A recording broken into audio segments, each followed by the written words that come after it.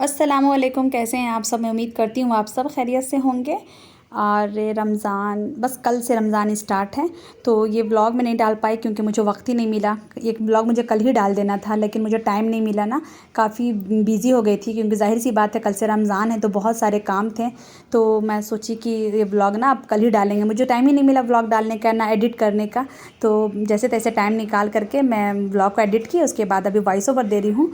तो मैं अभी शाम का टाइम है, तो मैं ना यहाँ पे शामी कबाब सोच रही थी बना के रख देती हूँ। ऐसे काफ़ी दिन तो नहीं रखूँगी क्योंकि टेस्ट ख़राब हो जाता है यहाँ पे। तो बस यहाँ पे मैं शामी कबाब बना रही थी और सोची कि इसको 2-3 दिन के लिए फ्रीज़ कर देंगे तो अच्छा रहेगा, काम आ जाएगा, मुझे ज़्यादा टेंशन नहीं रहेगा। शामी कबाब रहता है ना तो उतना टेंशन नहीं होता है, क्योंकि ना आप सहरी में खा लो इसको तो अच्छा रहता है। सहरी बनाने का ज़्यादा टेंशन नहीं रहता है। तो बस यहाँ पे मैं शामी कबाब बना रही थी, शाम में ही इसको बॉयल कर दी थी लेकिन अभी रात का टाइम है, पता है रात के 12 बज रहे हैं। और मैं सोची कि नहीं मैं इसको कंप्लीट कर दूँगी, लेकिन अगर पेंडिंग करूँगी तो फिर कल चांद रात है और फिर उसके बाद कैसे होगा, मतलब फिर ना कल बहुत सारा काम रहेगा तो फिर इसको बनाने में काफ़ी टाइम निकल जाएगा। कल सब्ज़ी वगैरह भी मुझे लेकर के आना है, तो इसीलिए ना मैं अभी रात के 12 साढ़े 12 बज रहे थे और ना मैं यहाँ पर ना शामी कबाब बना रही हूँ। मैं सोची ना चलो इसको रेडी कर लेते हैं।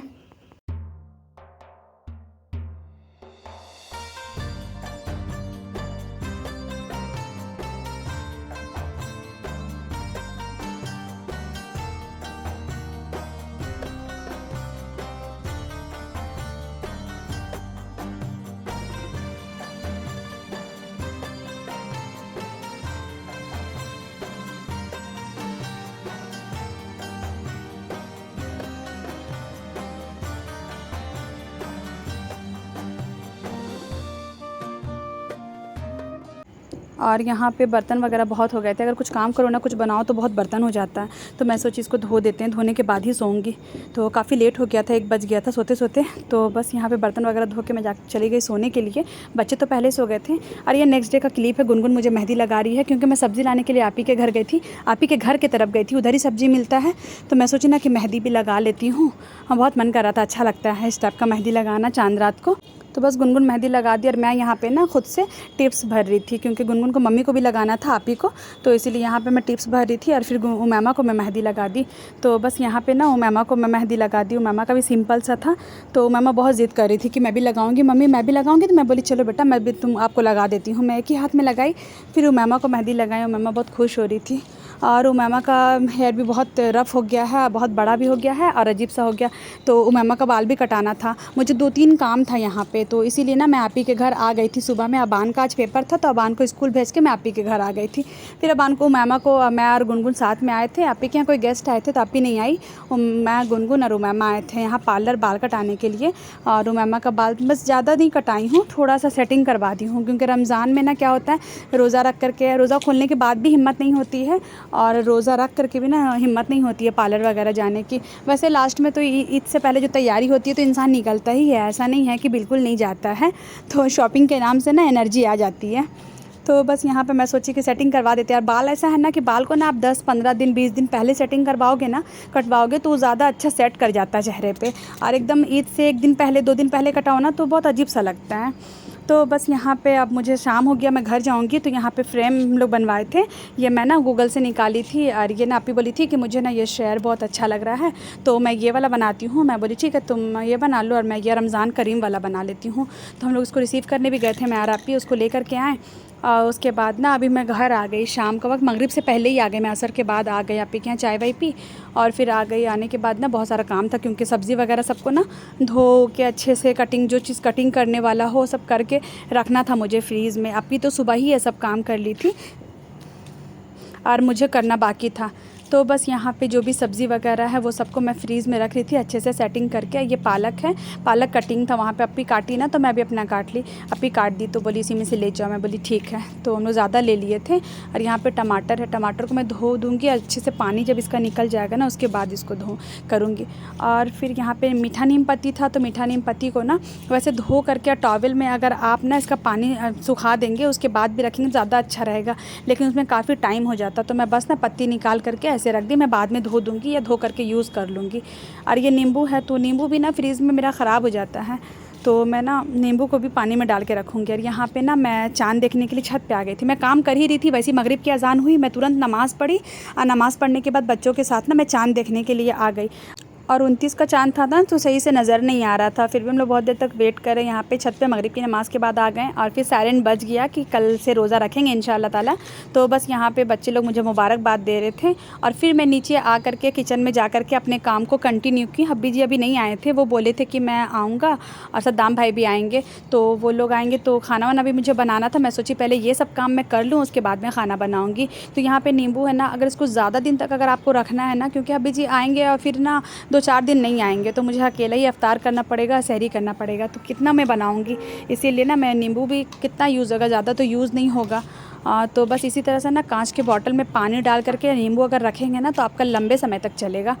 तो फिर यहाँ पे धनिया पत्ती था, तो मैं बोली धनिया पत्ती को भी ना एक काम करते कटिंग करके रख देते हैं, और ना क्या करेंगे, धो करके छन्नी से छान करके और यूज़ करेंगे। तो ये सब काम अगर आप कर लो ना, ये सब मैं बहुत पहले नहीं की, क्योंकि बहुत पहले तो ख़राब हो जाता है, फ्रीज़ में भी ख़राब हो जाता है। तो इसीलिए ना मैं सोची कि इसको ना एक दिन पहले ही लाएँगे और एक दिन पहले ये सब कर लेंगे। कुछ लोग तो मैं देखी बहुत पहले से ये सब पूरा प्रिपरेशन कर रहे हैं रमज़ान का। तो मैं ना इस तरह से इसको रख दूँगी, तो मुझे टेंशन नहीं रहेगा, क्योंकि रमज़ान में ना जितना टाइम बचे ना उतना ज़्यादा अच्छा है, क्योंकि बैठ कर के एकदम कंटिन्यू पूरा काम थोड़ी करते रहेंगे। जितना जल्दी मतलब जितना जल्दी काम हो सके उतना जल्दी काम करके इफ़्तार में बैठ करके फिर अपने रब से बहुत सारा दुआ करें। और क्योंकि इफ़्तार की दुआ कभी रद्द नहीं होती है, उस टाइम अल्लाह अपने बंदों के बहुत करीब रहता है।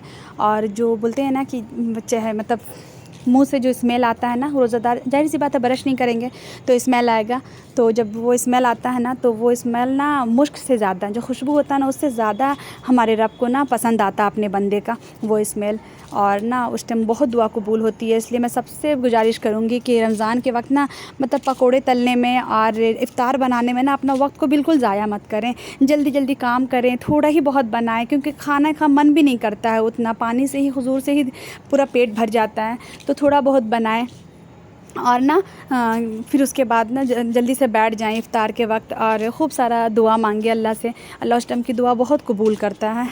तो बस यहाँ पे मैं जल्दी जल्दी काम कर रही थी। और सच पूछूँ तो मैं कल इतनी थक गई थी, बस मैं 1 घंटा के लिए सोई हूँ। 2 बजे सोई हूँ, 3 बजे मेरी आँख खुल गई, अलार्म बजा और फिर मुझे तहज्जुद पढ़ना था, उसके बाद फिर सहरी बनाना था। और यहाँ पे ना एक चीज़ बहुत अच्छा है, लहसुन अदरक का जो पेस्ट होता है ना, पहले हम लोग का बहुत वक्त लगता था। मतलब लहसुन को छीलो, अदरक को छीलो, पानी में फुलाओ, उसके बाद छीलो और उसके बाद इसका पेस्ट बनाते थे। और यहाँ पे ना अभी रेडीमेड ये मिलता है ना, तो इससे बहुत ही आसानी है।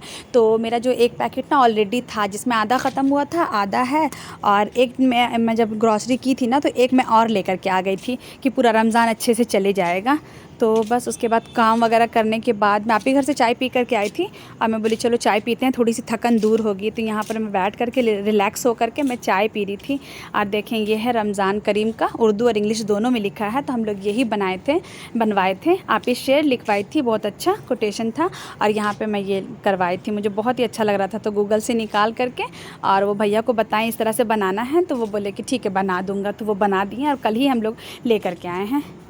और यहाँ पे ना दही बड़ा मैं बनाई थी, तो मुझे थोड़ी भूख भी लग रही थी। अब यहाँ से मैं चाय पी करके आई थी, इतना काम वगैरह की ना, तो भूख लगने लगी। तो मैं बोली ना कि चलो दही बड़ा खाते हैं मस्त बैठ करके। तो बस यहाँ पे ना मैं दही बड़ा बना रही थी। दही में डुबा करके तो बड़ा को रख दी थी और बस चटनी वगैरह डालना है और पाउडर वगैरह जो डालते हैं ना, उसको डाल करके मैं बनाई और खाया। और फिर उसके बाद ना मुझे पालक बनाना था, पालक आलू। मैं सोची कि हब्बी जी का लेट होगा तो वो लेट आएंगे, तो जब तक मैं खाना बना लेती हूँ, तो दाल चावल और पालक बना लेते हैं। तो बस यहाँ पे ना मैं पालक बना रही थी। और फिर हब्बी जी लोग आए तो वो लोग भी गोश्त लेकर के आ गए, तो फिर मुझे वो सब भी बनाना पड़ा, तो काफ़ी लेट हो गया था। तो बस यहाँ पे पालक बन रहा था। और देखें यहाँ पे मैं चिकन बना रही हूँ। उन लोग ले करके 10 बजे तो वो पहुँचे हैं, उसके बाद सोचिए मैं बनाई हूँ। काफ़ी टाइम हो गया ईशा की नमाज़ पढ़ने में, तो काफ़ी टाइम भी हो गया था। तो बस यहाँ पे चिकन वगैरह बन गया और हम लोग बहुत लेट खाना भी खाएं। तो बस ये था मेरा आज का व्लॉग। आई होप आप सबको अच्छा लगा हो। अच्छा लगे तो लाइक कर दीजिएगा। और रमज़ान आ रहा है तो जाहिर सी बात है बहुत सारी इबादत करेंगे हम लोग, और मैं आप लोगों को दुआ में याद रखूँगी। ऐसे तो पूरी उम्मत के लिए दुआ करना चाहिए और आप लोग मुझे दुआ में याद रखिएगा। ओके, अल्लाह हाफिज़।